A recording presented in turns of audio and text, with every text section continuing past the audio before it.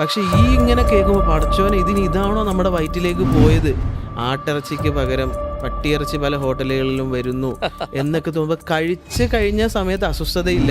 Tension അടിക്കുമ്പോൾ sugar കൂടുന്നു, ആ.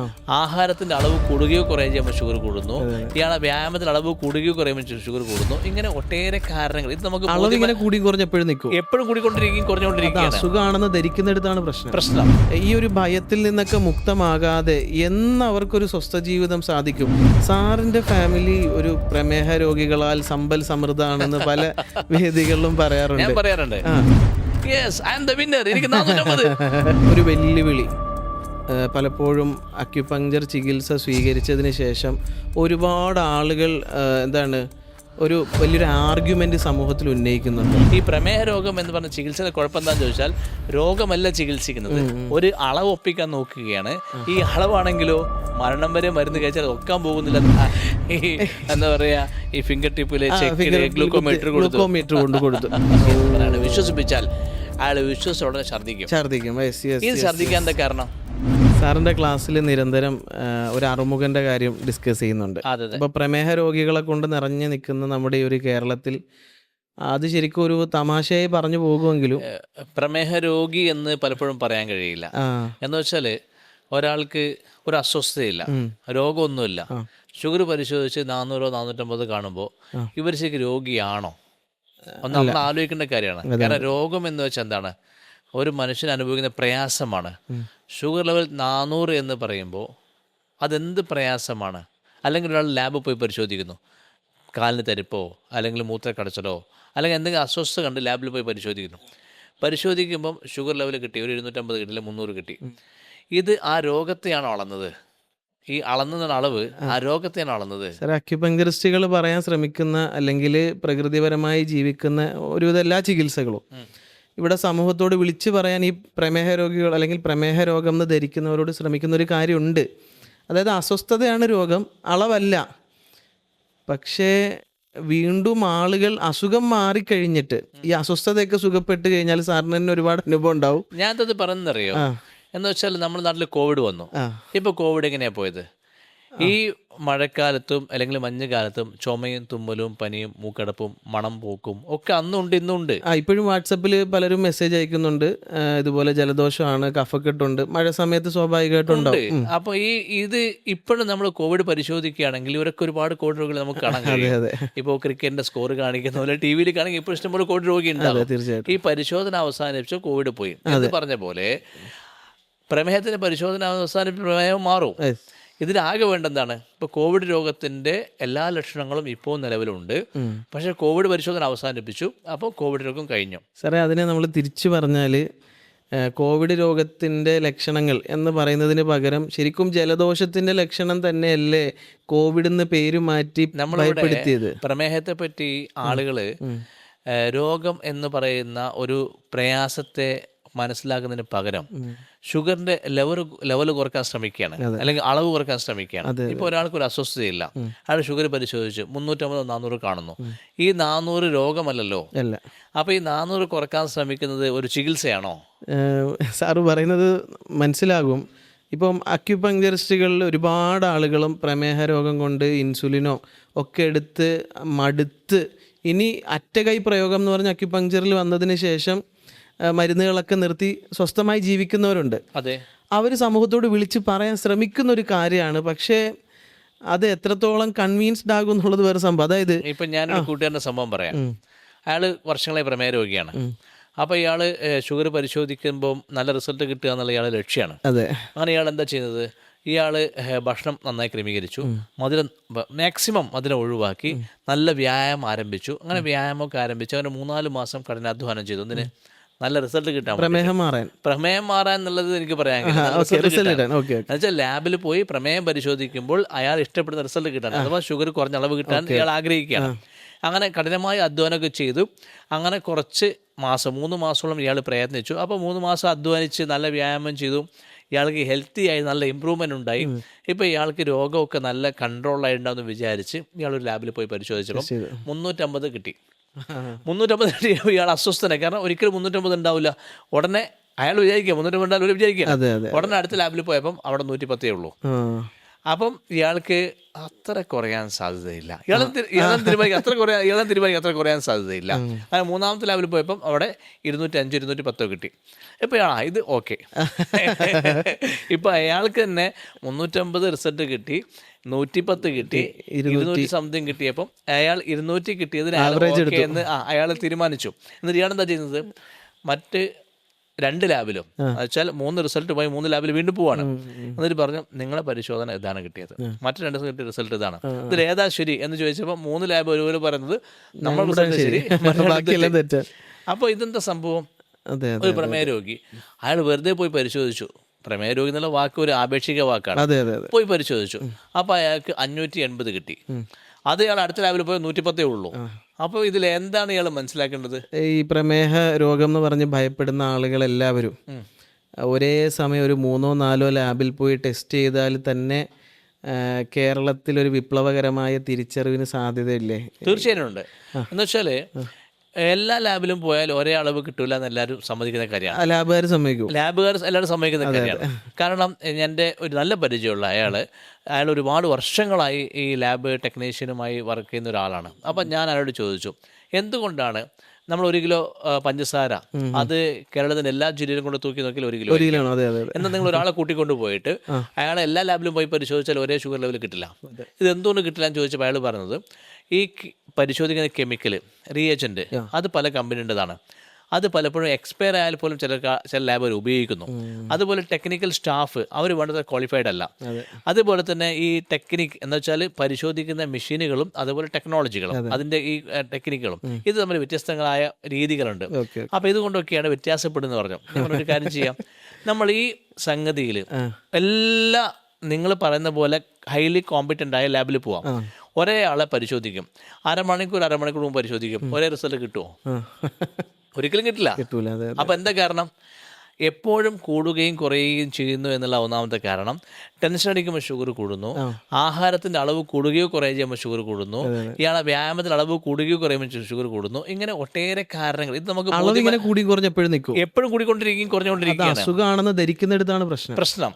അപ്പോൾ ഈ ഒരു ലാബ് റിസൾട്ട് ഒരിക്കലും മാന്യമായിട്ട് അല്ലെങ്കിൽ ഇവർ ഈ രോഗികൾ പ്രതീക്ഷിക്കുന്ന പോലെ കഠിനാധ്വാനത്തിലൂടെ ഒരു നോർമൽ വാല്യൂ കിട്ടുക എന്നുള്ള സംഭവിക്കാനേ പോകുന്നില്ല. അപ്പോൾ സാറ് പറയുന്നതനുസരിച്ച് ഒരാൾ മനസ്സിലാക്കും, അതായത് ലാബ് ടെസ്റ്റ് എന്നുള്ളത് രോഗം നിർണ്ണയിക്കാൻ, പ്രമേഹത്തിൻ്റെ വിഷയത്തിൽ പ്രത്യേകിച്ചും അതൊരു രോഗം നിർണ്ണയിക്കുന്ന കാര്യമല്ല, വെറും ഒരു അളവ്.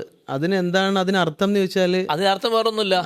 അളവ് നിർണ്ണയിക്കുന്നതിന് ഇപ്പോൾ ഒരാൾക്ക് ഷുഗർ പരിശോധിച്ചു 110 കിട്ടി, വേറെ ആൾക്ക് 150 കിട്ടി, മൂന്നാമത്തെ ആൾക്ക് 200 കിട്ടി, നാലാമത്തെ ആൾക്ക് 250 കിട്ടി, അഞ്ചാമത്തെ ആൾക്ക് 300 കിട്ടി, ആറാമത്തെ ആൾക്ക് 400 കിട്ടി എന്ന് വിചാരിക്കുക. ഇപ്പൊ ഇതിൽ ആദ്യത്തെ 2 ആളെ മാറ്റി നിർത്തിയ ബാക്കി 4 പേര് പ്രമേയ രോഗിയാണ്. 4 പേർക്ക് ഒരേ മരുന്ന് കൊടുക്കുമെന്ന് ചോദിച്ചാൽ എന്താ പറയാ? അല്ല, ഒരേ മരുന്ന് കൊടുക്കില്ല. അപ്പോൾ ഇത് രോഗമാണോ നിർണയിച്ചത്? അല്ല, മരുന്നാണ് നിർണയിച്ചത്. അപ്പൊ ഇത് ഒരു മരുന്ന് കച്ചവടത്തിന്റെ ഉപാധിയാണ്. ഇത് വ്യക്തമായി മനസ്സിലാക്കുക. സാറ് വളരെ ക്ലാരിറ്റിയിൽ ഈ വിഷയം പറയുമ്പോൾ അത് സമൂഹത്തിൽ വലിയൊരു ഇമ്പാക്റ്റിന് സാധ്യത. എന്താ വെച്ചാല് ഞാനതാ പറഞ്ഞത്, കോവിഡ് പരിശോധന നിർത്തിയപ്പോൾ കോവിഡ് രോഗം അവസാനിച്ചു എന്ന് പറഞ്ഞ പോലെ പ്രമേഹ പരിശോധന നിർത്തിയാൽ പിന്നെ പ്രമേഹ രോഗം അവസാനിച്ചു. പിന്നെ എന്താ ഉണ്ടാവുക? പിന്നെ രോഗി അമിതമായ മരിച്ചിലുള്ള സാഹചര്യം ഉണ്ടാകും, അമിതമായ ക്ഷീണമുള്ള സാഹചര്യം ഉണ്ടാകും, അല്ലെങ്കിൽ രാത്രി പലപ്പോഴും ഉറക്കത്ത് മൂത്രമൊഴിക്കുന്ന അസ്വസ്ഥതകളുണ്ടാകും. അപ്പം മൂത്രമൊഴിക്കുന്ന സ്വാഭാവികമായി മൂത്രം വർദ്ധിക്കുന്ന ആൾക്ക് അമിതമായ ദാഹം ഉണ്ടാകും, ഒരുപാട് വെള്ളം കുടിക്കുന്ന അവസ്ഥകളുണ്ടാകും, ഇതുപോലെ ചൊറിച്ചലോ അല്ലെങ്കിൽ മറ്റെന്തെങ്കിലും ആരോഗ്യ പ്രശ്നങ്ങളുണ്ടാകും. ഈ ആരോഗ്യ പ്രശ്നങ്ങളെ മാത്രം ചികിത്സിക്കുക. ഇപ്പം നമ്മൾ കോവിഡ് ചികിത്സിക്കുന്നില്ല. ഇപ്പം എന്താ ചെയ്യുന്നത്? ഇപ്പോൾ ജലദോഷം, ചുമ, മൂക്കടപ്പ്, തൊണ്ടടപ്പ്, പനി ഇതിന് ചികിത്സിക്കുന്നത് എന്ന് പറഞ്ഞ പോലെ പ്രമേയ രോഗിയുടെ പരിശോധന കംപ്ലീറ്റ് ആണ് അവസാനിപ്പിച്ചിട്ട് ആ രോഗി അനുഭവിക്കുന്ന അസ്വസ്ഥതകൾ അതെന്താണോ അതിന് മാത്രം ചികിത്സിക്കുക. അപ്പം അത് മാറും. ഈ പ്രമേഹ രോഗം എന്ന് പറഞ്ഞ ചികിത്സയുടെ കുഴപ്പം എന്താണെന്ന് ചോദിച്ചാൽ, രോഗമല്ല ചികിത്സിക്കുന്നത്, ഒരു അളവ് ഒപ്പിക്കാൻ നോക്കുകയാണ്. ഈ അളവാണെങ്കിലോ മരണം വരെ മരുന്ന് കഴിച്ചാൽ ഒക്കാൻ പോകുന്നില്ല എന്ന് മാത്രമല്ല, അത് പല കാരണങ്ങൾ കൊണ്ട് കൂടിക്കുറഞ്ഞു നിൽക്കുന്നില്ല എന്ന വിഷയം. അതെ, ഒരു വെല്ലുവിളി പലപ്പോഴും അക്യുപങ്ചർ ചികിത്സ സ്വീകരിച്ചതിന് ശേഷം ഒരുപാട് ആളുകൾ വലിയൊരു ആർഗ്യുമെൻ്റ് സമൂഹത്തിൽ ഉന്നയിക്കുന്നുണ്ട്. അതിനെ വലിയ ഒരു പ്രശ്നം പോലെ ചിലർ അവതരിപ്പിക്കുന്നു. വേറൊന്നുമല്ല, പ്രമേഹ രോഗിയായിരുന്ന ഒരാൾ അല്ലെങ്കിൽ ഞാൻ ഇത്ര വർഷം പ്രയാസപ്പെട്ടിരുന്നു, അക്യുപങ്ചറിൽ വന്നപ്പോൾ എൻ്റെ അസുഖം മാറി, തൈറോയിഡ് ആയിരുന്ന എൻ്റെ അസുഖം മാറി. അപ്പോൾ താഴെ കമന്റ് ബോക്സിൽ വെല്ലുവിളികൾ വരാറുണ്ട്. നിങ്ങൾ ധൈര്യമുണ്ടെങ്കിൽ നിങ്ങളുടെ റിപ്പോർട്ട് പോസ്റ്റ് ചെയ്യൂ എന്ന് ചോദിക്കുമ്പോൾ അത്തരം ചോദ്യങ്ങൾക്ക്, അതായത് അതോടുകൂടി അത്തരം വെല്ലുവിളികളെ നമ്മൾ എങ്ങനെ സമീപിക്കും? ഈ വെല്ലുവിളി തമ്മിൽ അർത്ഥമൊന്നുമില്ല, അതിന്റെ കാലം കഴിഞ്ഞു പോയി. ഇപ്പൊ നമ്മൾ നോക്കണമെന്നറിയോ, ലോകത്ത് ജർമ്മനി ആയിക്കോട്ടെ, കാനഡ ആയിക്കോട്ടെ, US ആയിക്കോട്ടെ, UK ആയിക്കോട്ടെ, ഇവരൊക്കെ ഡയബറ്റിക് റിവേഴ്സിബിൾ ആണെന്ന് പറയുന്നു. അവരെന്താ ചെയ്യുന്നത്? അവർ പ്രമേയ രോഗി എന്ന് പറയുന്ന ഈ അവസ്ഥയിലുള്ള ആളുകൾക്ക് പലപ്പോഴും അവർ ഡയറ്റ് പ്ലാൻ കൊടുക്കുന്നു, അവർ ഭക്ഷണം നിയന്ത്രിക്കാൻ പറയുന്നു, അതുപോലെ തന്നെ വ്യായാമം നൽകുന്നു, മരുന്ന് കൂട്ടാനല്ല നോക്കുന്നത്. ഇതേപോലെ മറ്റു രീതിയിൽ പ്രമേഹം റിവേഴ്സിബിൾ ആണെന്ന് കാണിക്കാൻ ശ്രമിക്കുക ചെയ്യുന്നത്. സാർ, അവിടെയും ഒരു പ്രശ്നം നിലനിൽക്കുന്നുണ്ടല്ലോ. ഇങ്ങനെ പറയുമ്പോഴും അവിടെയും ഒരു പാരാമീറ്റർ, ആ അളവ് ഒപ്പിക്കാൻ വേണ്ടി അല്ല അവരവിടെ ലക്ഷ്യം വെക്കുന്നത്. ഈ വ്യായാമങ്ങളും ഈ ആഹാര ക്രമീകരണങ്ങളും കൊടുക്കുന്നത് ഷുഗർ നോർമലാക്കാനല്ല, മറിച്ച് രോഗി അനുഭവിക്കുന്ന പ്രയാസങ്ങൾ സുഖപ്പെടുത്താനാണ്. അപ്പോൾ രോഗി അനുഭവിക്കുന്ന പ്രയാസങ്ങൾ സുഖപ്പെടുത്തുക എന്നതിലുപരിയായിട്ട് സ്ഥിരമായി ഷുഗർ പരിശോധിച്ച് അതിൻ്റെ അളവൊപ്പിക്കാൻ നോക്കിയാൽ ഇത് ഒരിക്കലും അളവൊക്കാൻ സംഭവിക്കാനേ പോകുന്നില്ല. വളരെ സിമ്പിളായിട്ട് ഇപ്പോൾ ഒരാൾക്ക് എന്തെങ്കിലും ടെൻഷൻ ഉണ്ടാവുന്നു. ഈ ടെൻഷൻ ഉണ്ടാകുമ്പം എല്ലാവർക്കും അറിയാം, അഡ്രിനാലിൻ, കോർട്ടിസോൾ പോലുള്ള ഹോർമോൺ സെക്രേറ്റ് ചെയ്യുന്നു. ഈ ഹോർമോണിൻ്റെ സെക്രേഷൻ കാരണം അമിതമായ അളവിൽ ഗ്ലൂക്കോസ് വർദ്ധിക്കുന്നു. ഇങ്ങനെ അമിതമായ ഗ്ലൂക്കോസിന് അളവ് വർദ്ധിക്കുമ്പോൾ എങ്ങനെയാണ് പാങ്ക്രിയാസിലെ ബീറ്റാ സെൽ ഇൻസുലിൻ ഉൽപ്പാദിപ്പിക്കാത്തത് കൊണ്ടാണെന്ന് പറയാം ഗ്ലൂക്കോസ് കൂടിയത്? ഗ്ലൂക്കോസ് കൂടാനുള്ള കാരണം പാങ്ക്രിയാസിലെ ബീറ്റാ സെൽ ഇൻസുലിൻ ഉൽപ്പാദിപ്പിക്കാന്ന് ഒരിക്കലും പറയാൻ കഴിയില്ല, ഇതൊരിക്കലും സയന്റിഫിക് എന്ന് പറയാൻ കഴിയില്ല. എന്നിട്ട് കൊടുക്കുന്ന മരുന്ന് അതിനാണ്. അതായത് അപ്പോൾ ടെൻഷൻ കുറയ്ക്കാനുള്ള ട്രീറ്റ്മെന്റ് ഇല്ല, ഷുഗർ കുറയ്ക്കാനുള്ള മരുന്നുണ്ട്. അപ്പോൾ ഷുഗർ കൂടിയത് അപകടമാണെന്നും ഇങ്ങനെ കൂടി നിന്നാൽ ആന്തരിക അവയവങ്ങൾ തകരാറിലാകുമെന്ന് ഭയപ്പെടുത്തലുമാണ് ഇവിടുത്തെ വിഷയം. ഇതിനൊന്നും ഒരു അടിസ്ഥാനവും ഇല്ല. അടിസ്ഥാനം എന്ന് പറഞ്ഞു കഴിഞ്ഞാൽ അടിസ്ഥാനമുണ്ട്. എന്താ അടിസ്ഥാനം എന്നറിയോ? അത് നല്ല ശ്രദ്ധിക്കണേ, ഇത് പലർക്കും മനസ്സിലാവാത്ത പോകുന്ന കാര്യമാണ്. എന്ന് വെച്ചാൽ ഒരു പ്രമേയ രോഗി, അയാൾ 5 കൊല്ലം മരുന്ന് കഴിക്കുമ്പോൾ ഒരു കുഴപ്പമുണ്ടാവില്ല, 10 കൊല്ലം മരുന്ന് കഴിക്കുമ്പോൾ ഒരു കുഴപ്പമുണ്ടാവില്ല. 20 കൊല്ലമോ 30 കൊല്ലമോ ഒക്കെ ആയി കഴിയുമ്പോഴേക്ക് എത്ര മരുന്ന് കഴിച്ചാലും എത്ര ഇൻസുലിൻ എടുത്താലും ഷുഗർ കുറയാത്ത അവസ്ഥ വരും. ഇങ്ങനെ ഷുഗർ കുറയാത്ത അവസ്ഥ വരുന്ന ഒരു ഘട്ടം, ഇതിന് ഇൻസുലിൻ റെസിസ്റ്റൻസ് എന്നൊക്കെ പല പേരും പറയും. ഏതായാലും ഈ ലെവൽ എത്തിക്കഴിഞ്ഞാൽ, എത്ര ഇൻസുലിൻ എടുത്താലും ഷുഗർ കുറയാത്ത അവസ്ഥ എത്തിക്കഴിഞ്ഞാൽ പിന്നെ ഇയാൾക്ക് കിഡ്നി ഫെയിലിലേക്ക് പോകും. ഈ കിഡ്നി ഫെയിലിന് കാരണം ഇത്രയും കാലം മരുന്നെടുത്തതാണ് എന്ന് പറയുന്നതിന് പകരം ഷുഗറിൻ്റെ അളവ് കൂടിയതാണെന്ന് പറയുന്ന ഒരവസ്ഥ അവിടെ ഉള്ളത്. ഇപ്പോൾ വളരെ അവിചാരിതമായി ഞാൻ നേരത്തെ പറഞ്ഞ പോലെ അറുമുഖം 400 എന്നൊരു വ്യക്തിയുണ്ട്. ഇദ്ദേഹത്തിൻ്റെ സംഭവം എന്താണെന്ന് ചോദിച്ചാൽ, ഇദ്ദേഹം തമിഴ്നാട്ടുകാരനാണ്. അപ്പോൾ ഇദ്ദേഹം ലാബിൽ പോയി പരിശോധിക്കുന്നത്, ഷുഗറിൻ്റെ അളവ് നോക്കുന്നത് ഇയാൾ മരുന്ന് കഴിക്കാനോ ചികിത്സക്കോ അല്ല. ആ ലാബിലെ ക്വാളിറ്റി കൺട്രോളിൻ്റെ ഭാഗമായിട്ട് ഞാൻ മനസ്സിലാക്കിയിട്ടുള്ള കേരളത്തിൽ പല ഭാഗത്തും ഇതുപോലെ ആളുകളുണ്ട്, എനിക്ക് പരിചയമുള്ള ആളുകളുണ്ട്. പല ലാബിലും പോയിട്ട് അവർക്ക് ഷുഗർ ചികിത്സ ഒന്നല്ല, അവർ മരുന്ന് കഴിക്കാനല്ല, അവർക്ക് വേണ്ടത് ആ ലാബിൽ പോയിട്ട് ഇയാളെ പരിശോധിക്കുമ്പോൾ 400-ന് മേലെ കിട്ടിക്കഴിഞ്ഞാലാണ് ആ പരിശോധന ഫംഗ്ഷൻ ആകുന്നു, ശരിക്ക് വർക്ക് ചെയ്യുന്ന ഉറപ്പിക്കാൻ പറ്റുള്ളൂ. അതിലുള്ള ആളുകളാണ് അവരൊക്കെ, ക്വാളിറ്റി കൺട്രോൾ മെയിൻറ്റെയിൻ ചെയ്യുന്ന ആളുകളാണ് അവരൊക്കെ. അപ്പോൾ ഇദ്ദേഹം വർഷങ്ങളായി, 20 വർഷങ്ങളായിട്ട് ഇയാൾ എപ്പോൾ പരിശോധിച്ചാലും ഷുഗർ 400-ന് മേലെയുള്ളത്. ഇയാൾ മരുന്നും കഴിക്കുന്നില്ല. ഇയാൾ 20 വർഷത്തിൻ്റെ അധികം കാലം ഇയാൾ ഷുഗർ ലെവൽ ഈ ലെവൽ നിന്നിട്ട് ഇയാളെ കിഡ്നി തകരാറാവുകയോ ആന്തരിക അവയവം കണ്ണ് കാണാണ്ടാവുകയോ ഒന്നും സംഭവിക്കുന്നില്ല. അപ്പോൾ ഇവിടുത്തെ വിഷയം എന്താണ്? ഇവിടുത്തെ വിഷയം വളരെ ക്ലിയർ ആണ്. ഷുഗർ നോർമലാക്കാൻ ശ്രമിക്കുന്നതിന് പകരം ആ രോഗി അനുഭവിക്കുന്ന അസ്വസ്ഥതകൾ അത് ക്രമീകരിക്കാൻ നോക്കുക. ഷുഗർ ഒരിക്കലും എന്നുവെച്ചാൽ ഷുഗർ കൂടി കിഡ്നി പോകുമെന്ന് പറയുമ്പം ഷുഗർ കൂടിയല്ല കിഡ്നി പോകുന്നത്, വർഷങ്ങളായി മരുന്ന് കഴിച്ചതിൻ്റെ ആഘാതം കൊണ്ടാണ് കിഡ്നി പോകുന്നത്. ഇതേപോലെ മരുന്ന് കഴിക്കാതെ വർഷങ്ങളായി 400-ന് മേലെ നിൽക്കുന്ന വളരെ അപൂർവം ചില മനുഷ്യന്മാർ കേരളത്തിലുണ്ട്. ഇതുപോലെ ഒരു സംഭവം എന്താ വെച്ചാൽ, ഞാനൊരു ഷുഗർ രോഗിയെന്ന് ധരിച്ചിരിക്കുന്ന ഒരാളെ കാണാൻ പോയിരുന്നു. അപ്പോൾ അയാൾ വ്യക്തമായി പറഞ്ഞൊരു അനുഭവമുണ്ട്. അക്യുപങ്ചർ ചികിത്സയിൽ ഇരിക്കുന്ന അദ്ദേഹം അലോപ്പതി ചികിത്സയാണ് സ്വീകരിച്ചുകൊണ്ടിരുന്നത്. അങ്ങനെ കാല് പഴുക്കുന്ന മറ്റെന്തോ ഒരു കണ്ടീഷനും പ്രയാസമായപ്പോൾ ഈ മരുന്നൊന്നും ഇല്ലാതെ ജീവിക്കാൻ അക്യുപങ്ചർ ചികിത്സയിലേക്ക് എത്തി. അങ്ങനെ അത് സ്വസ്ഥമായി ടെസ്റ്റൊക്കെ ഒഴിവാക്കി, ലാബ് ടെസ്റ്റ് ഒഴിവാക്കിയിട്ട് നല്ല സ്വസ്ഥമായി ജീവിക്കുകയായിരുന്നു. സഹോദരി ഗൾഫിൽ നിന്ന് വന്നപ്പോൾ ഈ സഹോദരൻ ഒരു ഗിഫ്റ്റായിട്ട് ഈ ഡയബറ്റീസ് ഷുഗർ ചെക്ക് ചെയ്യുന്ന മെഷീൻ കൊടുത്തു. എന്താ പറയാ, ഈ ഫിംഗർ ടിപ്പിലെ ഗ്ലൂക്കോമീറ്റർ കൊണ്ട് കൊടുത്തു. അപ്പോൾ സഹോദരി തന്നാണല്ലോ, ഗൾഫിൽ നിന്ന് വന്നാണ്, അത് സ്വീകരിച്ചു. ടെസ്റ്റ് ചെയ്തപ്പോഴാണ് മനസ്സിലായത് മെഷീൻ കംപ്ലൈൻറ്റാണ്. അതിലൊരു കോഡാണ് കാണിച്ചത്. അങ്ങനെ അദ്ദേഹം ആ മെഷീൻ ഒരു സ്ഥലത്ത് മാറ്റി അദ്ദേഹം സ്വസ്ഥമായി അദ്ദേഹത്തിൻ്റെ ജീവിതം തുടർന്നു. സഹോദരി ഗൾഫിലേക്ക് തിരിച്ചുപോയി. പിന്നെ കുറേ നാൾക്ക് ശേഷം സഹോദരി വീണ്ടും അടുത്ത ലീവിന് വന്നു. അപ്പം ഇത്രയും വില കൊടുത്ത് വാങ്ങിയൊരു മെഷീനാണല്ലോ. അപ്പം സഹോദരിയോട് പറഞ്ഞു, നീ അന്ന് തന്ന മെഷീൻ കംപ്ലൈൻ്റ് ആയിരുന്നു, കാരണം അതിലിങ്ങനെ ഒരു ഡിജിറ്റാണ് കാണിച്ചതെന്ന് പറഞ്ഞു. അപ്പോൾ അവർ പറഞ്ഞു അത്രേ, അല്ലോ കാക്ക, അത് മെഷീൻ കംപ്ലൈൻറ്റിൻ്റെ അല്ല, നിങ്ങളുടെ ഷുഗർ ഇതിൽ അളക്കുന്നതിനും അപ്പുറമാണ്, അതുകൊണ്ട് അങ്ങനെ കാണിച്ചതെന്ന് പറഞ്ഞു. ഇവിടെ ഒരു പ്രധാന വിഷയം എന്താണെന്ന് വെച്ചാൽ, ഇത് മെഷീൻ കംപ്ലൈൻ്റ് എന്ന് ധരിച്ച സമയത്തൊക്കെ ഇയാൾ ആരോഗ്യവാനായിരുന്നു. ഈ സഹോദരി വന്നിട്ട് ഇതിൽ അളക്കുന്നതിനും അപ്പുറമാണ് നിങ്ങളുടെ ഷുഗർ എന്ന ഒരു കാര്യം കേട്ടതോടുകൂടി ഇയാൾ ടയർഡായിപ്പോയി.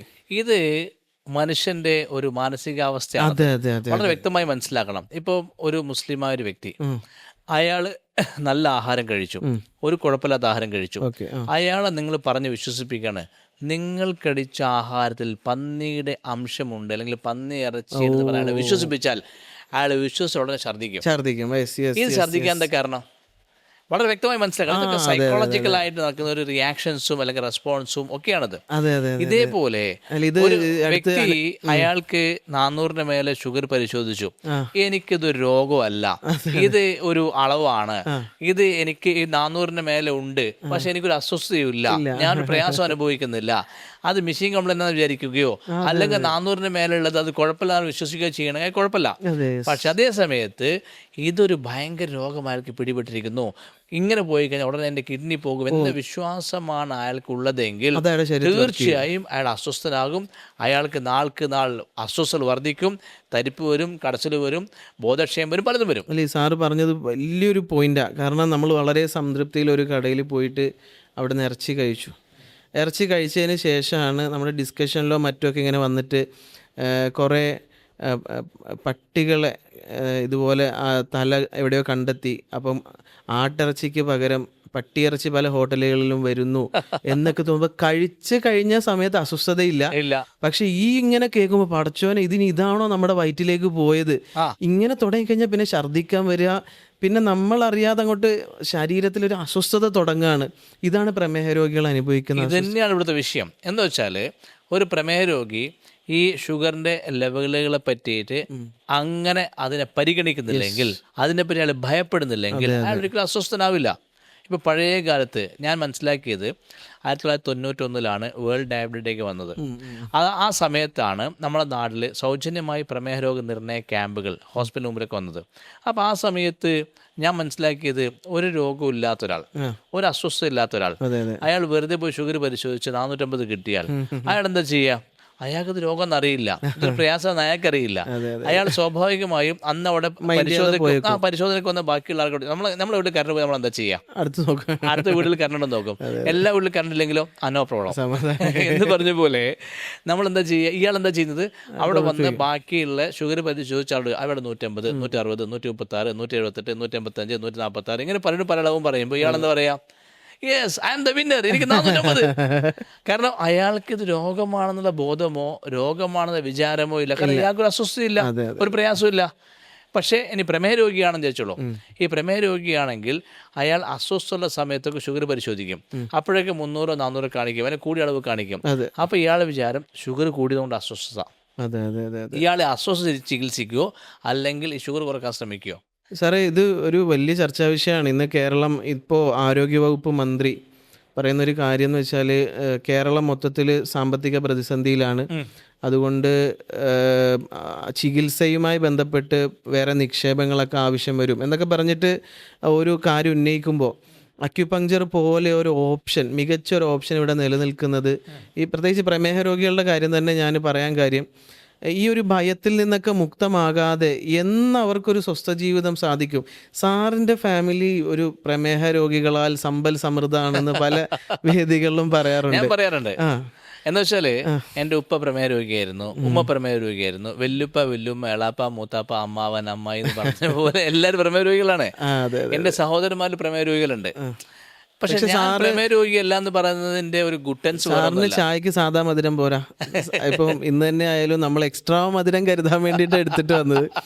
കാരണം സാർ അത്രയും മധുരം എന്ത് ധൈര്യത്തിൽ ഉപയോഗിക്കുന്നു എന്ന സംഭവം. വാസ്തവത്തില് മധുരം കഴിക്കുന്നത് കൊണ്ട് രോഗമുണ്ടാകുന്നുള്ള ചിന്തയും ഈ രോഗം മാറാൻ കയ്പ് രസായനങ്ങളോ അല്ലെങ്കിൽ കയ്പുള്ള വെള്ളങ്ങളോ കുടിച്ചാൽ രോഗം മാറുന്നുള്ള അന്ധവിശ്വാസവും ഇതൊക്കെ നമ്മുടെ നാട്ടിൽ ഒട്ടേറെ ഉണ്ട്.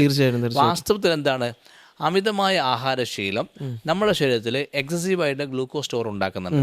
അപ്പോൾ അമിതമായ ആഹാരശീലം അങ്ങോട്ട് മാറ്റി നിർത്തിയിട്ട് വിശപ്പിന് മാത്രം നിങ്ങൾ ആഹാരം കഴിക്കുകയാണെങ്കിൽ പ്രമേഹം എന്ന രോഗം ഒരിക്കലും നിങ്ങൾക്ക് പിടിപെടില്ല. അതായത് അസ്വസ്ഥതകൾ മാറിക്കോളൂ. തീർച്ചയായിട്ടും. എന്ന് വെച്ചാൽ നമ്മൾ ശ്രദ്ധിക്കേണ്ട ഏറ്റവും പ്രധാനപ്പെട്ട കാര്യം എന്താണെന്ന് ചോദിച്ചു കഴിഞ്ഞാൽ, വിശക്കുമ്പോൾ മാത്രം ഒരാൾ ആഹാരം കഴിക്കുകയാണെങ്കിൽ അയാൾക്ക് ഈ രോഗം വരാനുള്ള സാധ്യതയില്ല.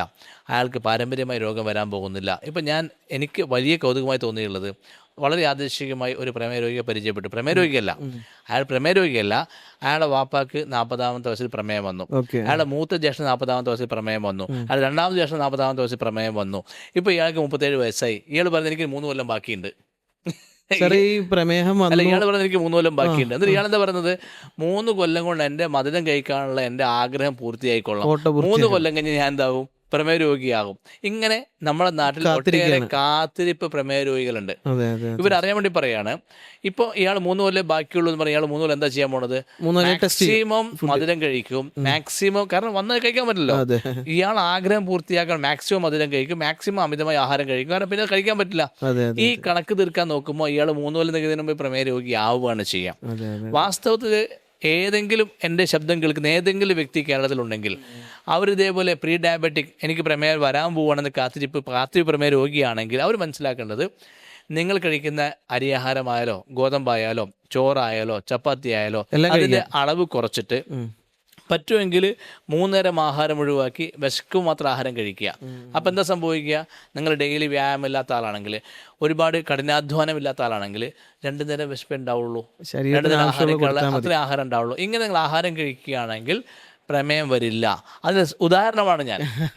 കാരണം ഞാൻ 2 നേരം ആഹാരം കഴിക്കുന്നു. കുറച്ച് പ്രമേഹം വരില്ല എന്ന് പറയുന്നിടത്ത് വേറെ പ്രശ്നമുണ്ട്. അതായത് പ്രമേഹം എന്നതിന് അളവാണ് ആളുകളുടെ മൈൻഡിൽ ഇപ്പോഴും ഉള്ളത്, അസ്വസ്ഥതയല്ല. അതാണ് പ്രശ്നം. അപ്പം പ്രമേഹം വരില്ല എന്ന് പറഞ്ഞാൽ ആ അളവിലേക്ക് എത്തൂല എന്നർത്ഥമില്ലല്ലോ. അങ്ങനെ അർത്ഥമില്ല. പക്ഷെ നമുക്ക് പറയാൻ കഴിയുന്ന ഗ്യാരണ്ടി എന്താണെന്ന് ചോദിച്ചു കഴിഞ്ഞാൽ, അയാൾക്ക് പ്രമേഹ രോഗം ഉണ്ടാക്കുന്ന പ്രധാനപ്പെട്ട ലക്ഷണങ്ങളായ അമിതമായ രാത്രി മൂത്രമൊഴിക്കലുകള്, പെട്ടെന്നുണ്ടാകുന്ന മെലിച്ചിലുകള്, അല്ലെങ്കിൽ അനുബന്ധമായ അസ്വസ്ഥതകള്, വല്ല മുറിവുണ്ടായാലും ഉണങ്ങാത്ത അവസ്ഥകള്, ഇങ്ങനെ അയാൾ ഭയക്കുന്ന ഒരുപാട് കാര്യങ്ങളുണ്ടല്ലോ, അതൊന്നും സംഭവിക്കില്ല എന്ന് നമുക്ക് പറയാൻ കഴിയുള്ളൂ. അപ്പോഴും നമ്മൾ ആദ്യം പറഞ്ഞതിനെ പിന്നെയും പറയാനുള്ളത് എന്താ വെച്ചാൽ, ഷുഗർ പരിശോധന അവസാനിച്ചിട്ട് നമ്മൾ എന്ത് ചെയ്യണം, രോഗം ഉള്ള ആൾക്ക് അയാൾ അനുഭവിക്കുന്ന പ്രയാസം സുഖപ്പെടുത്താൻ ചികിത്സിക്കുക. ഏതാണ്ട് എനിക്ക് മനസ്സിലായ കാര്യം എന്താണെന്ന് വെച്ചാൽ, ഏതാണ്ട് എല്ലാ പ്രമേയ രോഗികൾക്കും എന്ത് അസ്വസ്ഥ ഉണ്ടായി കഴിഞ്ഞാലും ഷുഗർ കൂടിയിട്ടാണോ എന്നൊരു ആദ്യം സാറ് കളിയാക്കി പറയുമല്ലോ, മഴ പെയ്താലും അയാൾക്ക് തോന്നാണ് ഷുഗർ കൂടിയിട്ടാണോ മഴ പെയ്തത്. വേനൽ മഴ ഉണ്ടായി കഴിഞ്ഞാൽ പറയും, ഇപ്പം എന്തു സംഭവിച്ചു, എനിക്ക് ഷുഗർ കൂടിയിട്ടായിരിക്കും. എന്ത് സംഭവിച്ചാലും ഷുഗറിനെ പറ്റിയുള്ള ചിന്ത ഇയാൾക്ക് ഉണ്ടാവുക. അതെന്തുകൊണ്ടാണെന്ന് വെച്ചാൽ, മാജിഷ്യന്മാര് സാധാരണ മാജിക്കാരെന്താ ചെയ്യുന്നറിയോ, അവരെ കൺകെട്ട് വിദ്യ എന്ന് പറഞ്ഞു കഴിഞ്ഞാൽ അവർ ചെയ്യുന്ന കാര്യം അതിലുള്ള കള്ളത്തരം കാണാതിരിക്കാൻ ശ്രദ്ധ മറ്റൊരു ഭാഗത്തെ തിരിച്ചുവിടും.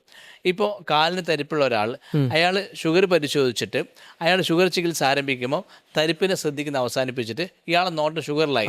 എല്ലാ മാസവും ഷുഗർ പരിശോധിച്ച് മരുന്ന് കഴിക്കും. ഈ ഷുഗർ ഒരിക്കലും നോർമൽ ആവില്ല, തരിപ്പ് ക്രമേണ കൂടി വരികയും ചെയ്യും. ഈ തരിപ്പ് ഇയാൾ ശ്രദ്ധിക്കുന്നില്ല. ഇയാൾ തരിപ്പ് മാറാൻ ഡോക്ടറെ കാണിക്കാൻ പോയത്, തരിപ്പ് ഇയാൾ ശ്രദ്ധിക്കുന്നില്ല. ശ്രദ്ധ ഇപ്പോൾ എവിടെയുള്ളത്, ഷുഗറിലുള്ള അളവില്. ഇതേപോലെ ആൾ വിഡ്ഢിയാവുന്നത്. അപ്പം അളവിലൊക്കെ ശ്രദ്ധ ഒന്ന് മാറ്റിയിട്ട് രോഗി അനുഭവിക്കുന്ന പ്രയാസം മാത്രം ശ്രദ്ധിച്ച് നിങ്ങൾ ചികിത്സിക്കാൻ തയ്യാറുണ്ടെങ്കിൽ പ്രമേഹം എന്ന രോഗം തൽക്കാലം പരിശോധന അവസാനിപ്പിച്ചു, പിന്നെ എന്താ ഉള്ളത്, അസ്വസ്ഥത, അത് ചികിത്സ മാറുകയും ചെയ്യും. അപ്പോൾ സോക്കോൾഡ് അളവിനല്ല അക്യുപങ്ചറിൽ ചികിത്സ, ഒരാൾ അനുഭവിക്കുന്ന അസ്വസ്ഥതകളൊക്കെ മാറി സ്വസ്ഥമായി ജീവിക്കാൻ വേണ്ടിയിട്ടാണ് അക്യുപങ്ചറിൽ ചികിത്സ ഉള്ളത്. അപ്പോൾ ഇതിൻ്റെ കൺക്ലൂഷനായിട്ട് സാറിന്, നമ്മുടെ ഓഡിയൻസിനോട് സാറിന് എന്താ പറയാനുള്ളത്? ആകെ ഒറ്റ കാര്യം പറയാനുള്ളൂ, നിങ്ങൾ ഏതെങ്കിലും തരത്തിൽ അസ്വസ്ഥ അനുഭവിക്കുന്നുണ്ടെങ്കിൽ ആ അസ്വസ്ഥ സുഖപ്പെടുത്താൻ ശ്രമിക്കുക. അല്ലാതെ ഷുഗറിൻ്റെ ലെവൽ കുറയ്ക്കാൻ ശ്രമിക്കുന്നത് ഒഴിവാക്കുക. ഷുഗർ ലെവൽ കുറയ്ക്കാൻ നിങ്ങൾ ശ്രമിച്ച് അങ്ങനെ 5, 10, 15, 20 എന്നല്ല, നിങ്ങൾ ജീവിതകാലം മുഴുവൻ മരുന്ന് കഴിച്ചാലും നിങ്ങളുടെ ഷുഗർ ലെവൽ ഒരിക്കലും കുറയാൻ പോകുന്നില്ല. നോർമൽ ആവുക എന്നുള്ളത് ഒരു പകലിക്കിനാവ് മാത്രമാണ്, ഒരിക്കലും സംഭവിക്കാൻ സാധ്യതയില്ലാത്ത സംഭവം മാത്രമാണ്. ആരെങ്കിലും 5, 10, 15 കൊല്ലം മരുന്ന് കഴിച്ചിട്ട് നോർമലായെന്ന അഭിപ്രായമോ ഇവിടെ ഇല്ല.